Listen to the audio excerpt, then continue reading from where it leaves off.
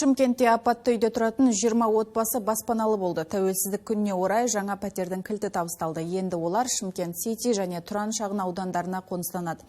Бұл реновация бағдарламасы аясында жүзеге асырылып отыр. Көксай шағын ауданындағы бұл апатты баспаналар өткен ғасырдың 50-60 жылдары салынған. Тозығы әлде қашан жеткен үй иелеріне жаңа пәтердің кілті табысталды. Реновация бағдарламасы бойынша бұл жолы 20 отбасы қамтылды. Қала әкімі Ғабит Сыздықбеков қуаныш иелерін құттықтады. Үйлеріңіз берекелі болсын, той болсын үйлеріңізде. Бұл жұмыс тоқтамайды. Ары қарап көріп жатсыздар ғой.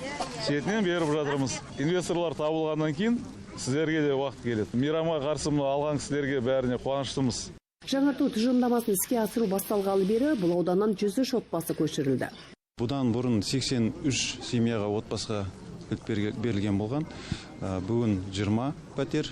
Бұның алдында 9 үйге бердік. Бүгін 2 үйге беріп жатырмыз. Барлығы 11 үй болды осы Көксайда.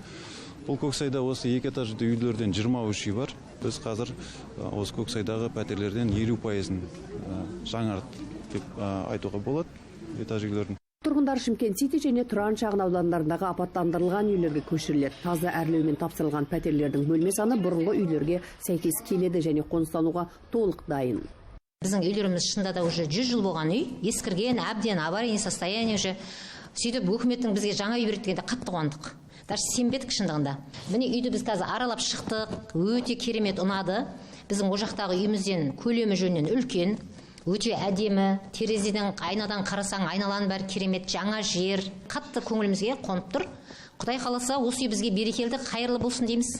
Көксайда 217 пәтер жаңартуды қажет ететін тұжырымдама аясында тұрғындарды көшіру және оларды жайлы баспанамен қамтамасыз ету жұмыстары кезең-кезеңмен жалғаспақ. Ал апатты үйлердің орнына әлеуметтік нысандар салынып, барлық жағдайы жасалған заманауи ауданға айналмақ.